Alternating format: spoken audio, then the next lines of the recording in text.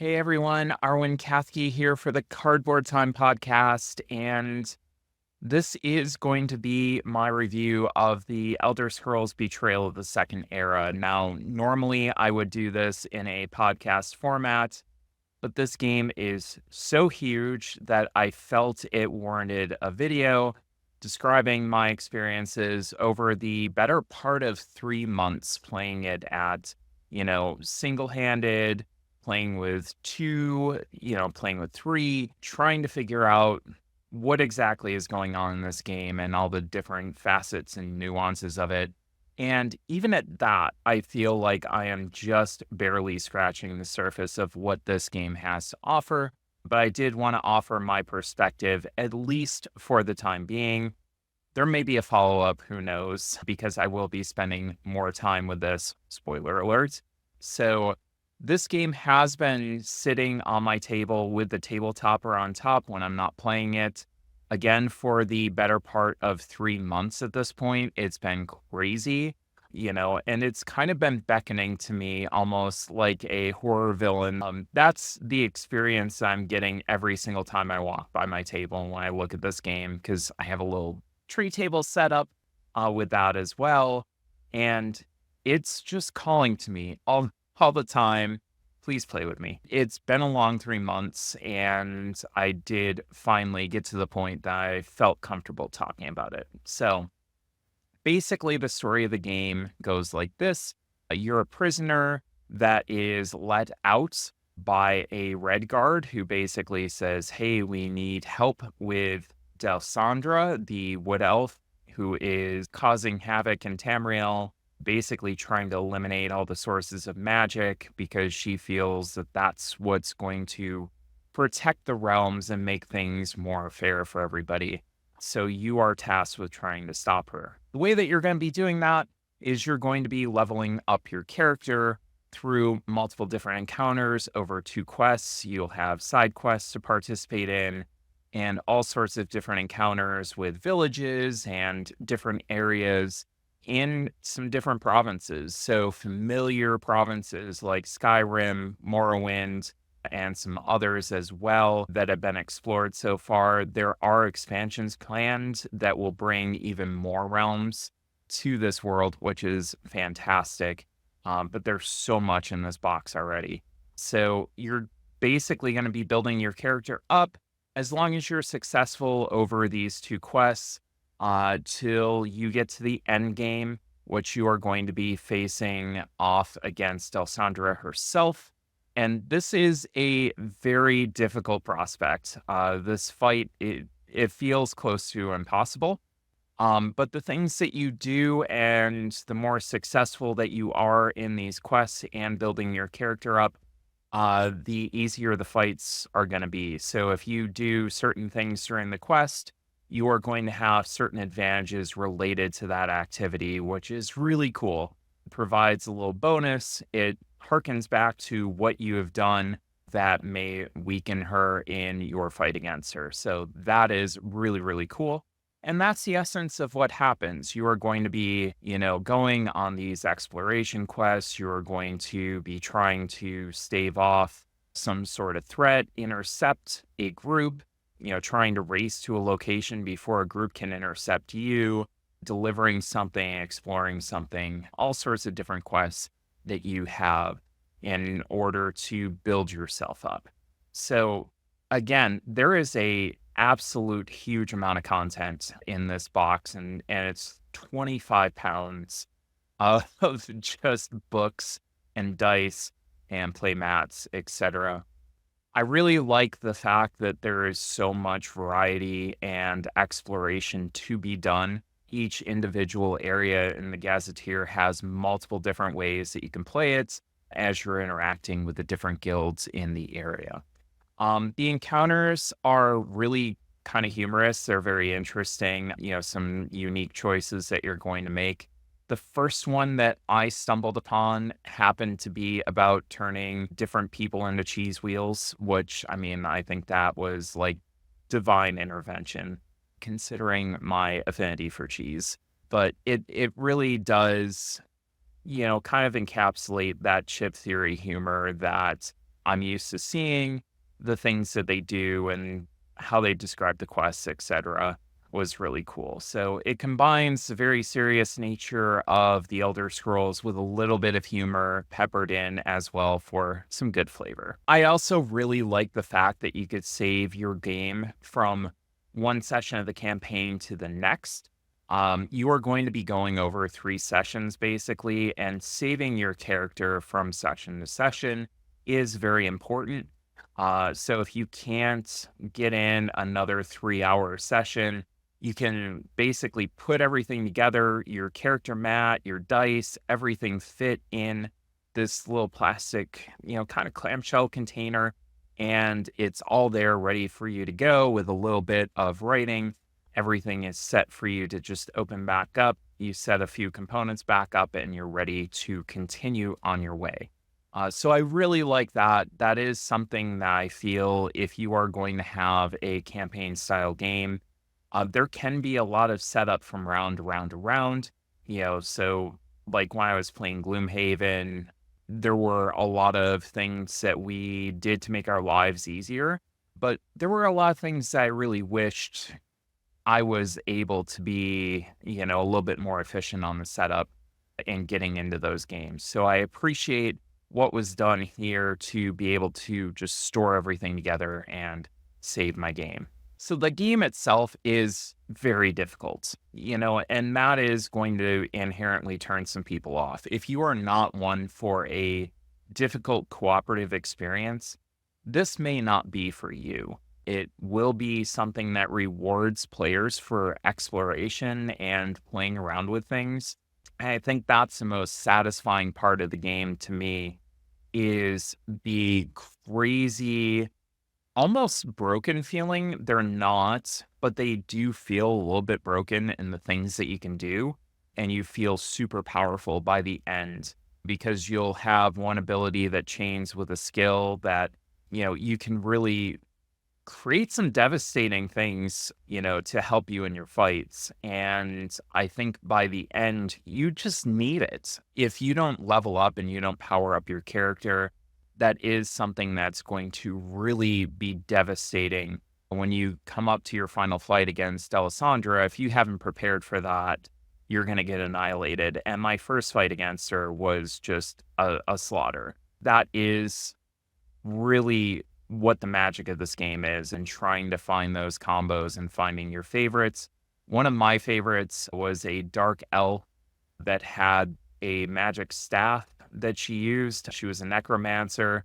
This magic staff could delete enemies off the map, and then you could utilize those enemies and bring them back from the dead to utilize them in multiple fights, as long as you kept them alive or undead, or however necromancy works, to fight for you. And it was really cool seeing that and having the ability to kind of control that and bring these enemies that I really wanted to back and fighting for me. I love that. I thought that that was such a cool mechanism and such a cool combo. So from a color vision perspective, this game was absolutely fine. I did have some trouble finding the dice. So each skill line is going to have a certain, set of dice that goes along with it. In my copy, which was a review copy, it's not the final edition of the game. The dice were kind of scattered around a little bit. You had to go and find them. That would be something that I'm probably going to kind of group the dice together in each skill line and make sure that they're in the appropriate order so that I don't have as much trouble finding them. You're able to find them pretty easily based on the symbology on them, which is nice, but there is a little bit of a color difference, and not being able to see that did hinder me just a little bit in being able to find those dice. But other than that, everything is very much double coded. There's nothing major that's relying on those colors to really give you any indication of information. So I found it, at least very passable, and nothing truly problematic about the color vision accessibility for this. A lot of people have been asking, is this game going to be for me? And I have to be honest, when I got 2 demo games of The Elder Scrolls, I was like, this is really cool. I love it, but I already have too many bones. And that for me was enough to kind of hold me off of backing. I said, I'm okay not having this. I'd love it, but I'm okay not backing this. So that was my initial perspective. And I was in a media meeting and I had the opportunity to get a review copy. And I said, you know what? I can dedicate the amount of time that I need to this and give a good comparison because I do have so much Too Many Bones content. I have almost all of it at this point. I have the big treasure trove down in my basement that I love getting out and playing with everybody. It's just fun to introduce people to the system. I haven't had anybody that's really bounced off of it yet. It's just such a fun time, and it's kind of my, like, little dungeon crawler type game that I like introducing people to. So, I'm a big fan of that. So this had a big sell for me to try to overcome in order to really get me into this and to recommend it over Too Many Bones. So, the first thing that I do wanna say is that this game is going to be an investment. Much like Too Many Bones, you are not only going to invest a good amount of money into this, but also time. Your initial play is going to need to be prefaced by a lot of reading.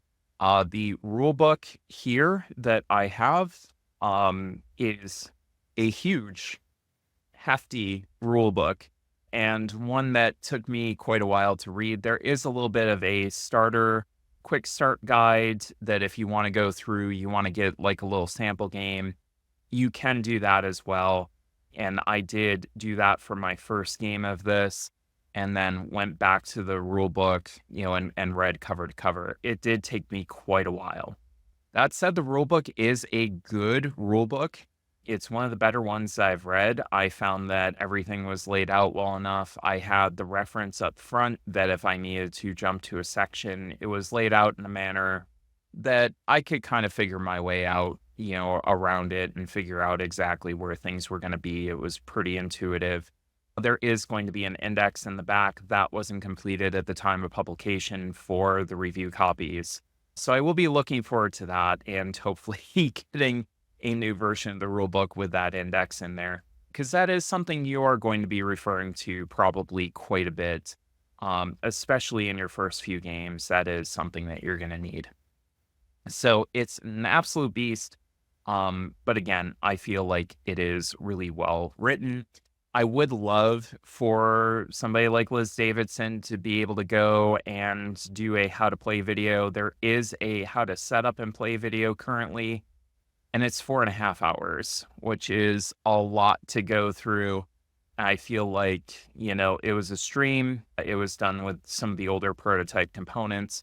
So I would like to see an updated version of that for people just jumping into the system. But again, rulebook's fairly comprehensive, and I think with some investment, you are going to be able to follow pretty well in your first game. I would consider this what a lot of the kids are calling a lifestyle game at this point, where it is going to be an investment. And if you're the type of gamer that is going to go in and just want to pick up a game for an hour and then put it back down, and you want to get some variety going, this is not going to be for you. So from that perspective, I would avoid it. If it is something that you want a game that you can bring to the table, that you do want to invest in, that you like those dungeon crawl games, this is definitely something that I would take a look at. It is going to fit that niche. So the question basically comes back around to, okay, I have too many bones, or I'm looking at too many bones, which is better? And I would say that really kind of depends on your situation. It depends on what you're looking for in a game. Too Many Bones, I will say, kind of has the ability to be a little bit more of a shorter game, although there are certain tyrants that you take on in Too Many Bones that are going to be of the longer variety and encourage a longer gameplay session. It encourages more of a pickup. I'm going to put this character together and then I'm going to put this away at the end of my session and I'm going to start something new the next time. There's ways around it, obviously, through the different, expansions that Too Many Bones has had over the years.